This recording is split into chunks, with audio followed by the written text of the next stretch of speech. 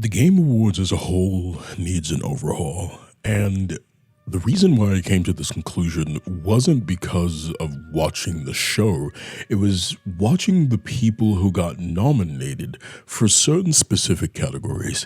In 2025, I played the Xbox title South of Midnight, one of the most beautiful games that I have ever played artistically.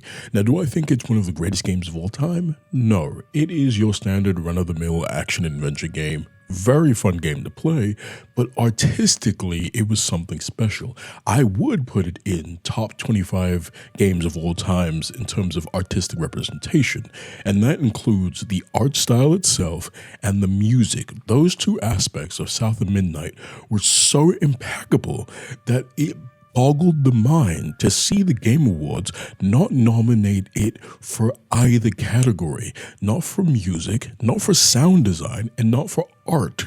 And that's what made me realize that there's a genuine flaw in the way the Game Awards handles nominations and handles the people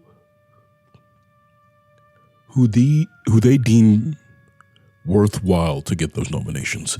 So as far as I can tell, the Game Awards essentially has a panel of a bunch of different gaming publications and general legacy media publications who then weigh in and nominate for every single category. And I think the issue you run into is, what if those people just don't play enough games? What if those people only play the largest titles of the year and not a bunch of other ancillary games that deserve that level of praise? You do have these one-off categories that often bring in those smaller games like Games for Impact and indie games, but I feel like these games deserve the nods that the larger games get. Genuinely, I had this argument when looking at South of Midnight in comparison to two very specific games on the games nominated for art design, and I believe they may be great games, they're AAA games, but they do not fall under the purview of good art design. And those two games were Death Stranding 2 and Ghost of Yotei. Those games don't have art design in the sense that I believe art design should be quantified. And that is, they're just really pretty realistic looking games. Ghost of Yotei will be outdated in the next 10 years when graphics are even better and we look back and say, yo, that looked good then, but look at how games look now. And the same thing for Death Stranding. Yeah, they look great. Yeah, the visual fidelity is insane and it almost looks photorealistic, but that's not art design. I think games we can look back and say, wow, the art design stood the test of time are a lot of the Legend of Zelda games. I think Wind Waker's art design can stand the test of time. I think Breath of the Wild and Tears of the Kingdom's art design can stand the test of time. I think you have games like Psychonauts that have a very specific vision in mind that deserve that kind of praise. But if you're just making the most realistic looking game, I don't think you should be nominated for art design. South of Midnight was leagues ahead of all these other games when it comes to pure art design. And the soundtrack and audio design was even better as well.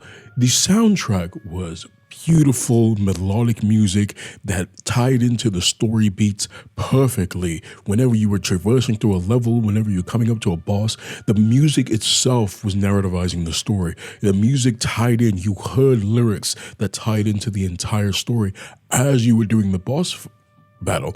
When you were just moving around the world and attacking, there were sound beats that specifically were cued to the music. It was almost like a rhythm game. But for some reason, it didn't get the nod at all. So what do I think fixes this issue? I think moving forward, to address not only this issue, but a major issue I feel is also present is the fact that the audience feels like they are just supposed to be there as spectators and not participants. The audience only has one category, and that's player's choice.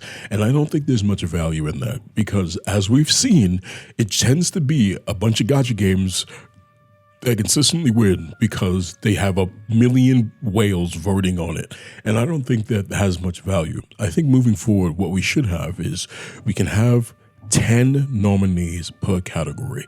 5 nominees suggested by the already established voting panel of legacy media and gaming outlets and journalists like that, but then 5 nominees set by pure fan voting.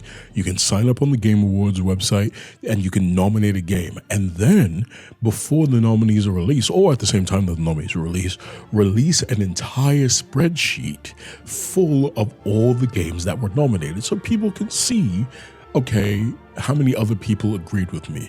Now, I think that adds a lot more audience interaction and makes you feel like you are more of a part of a show. Because say you and 100,000 other people played this game that you guys really liked, and it doesn't get the nod because it wasn't viewed by those panels of journalists or whatever. If you guys can get that game there, it would be brilliant to see that. So I think you just go based on descending order, who got the most votes. If a lot of the time they line up, which they will, because the greatest games are going to be the greatest games, those stay in the running, but then you just go in order of who got the most votes after that, all the way to number 10. Yeah, that does kind of bloat the show a little bit, but it's supposed to be an appreciation of game. It's the largest video game related show that we have, so it's fine that if it's a little more bloated. I would say my personal favorite part of the Game Awards is the fact that it's an appreciation of gaming as a whole. I love seeing developers get time to thank the audience and talk about their games and talk about their passion. You can cut all the bullshit with the Muppets if you want. I don't care. If you need to move things around and make more time for the gaming aspect of it, I'm perfectly fine. And you can cut the 9,000 trailers that look the exact same game. I'm looking at you, Souls-like or random East Asian inspired game, and I can't tell which one's which because it has the same exact anime art style every single time. I don't mean to be offensive, but you know it's true. You look away and you're like, I swear I saw this game already, and it's the same fucking thing, and you never know when it releases because no one fucking cares. But I just really wish that there was an overhaul to make it a little bit more engaging. Jeff does a fantastic job. Everyone who is in production does a fantastic job, and I love watching the show every year, but I just need a little bit more. Thanks for watching. Behave yourself.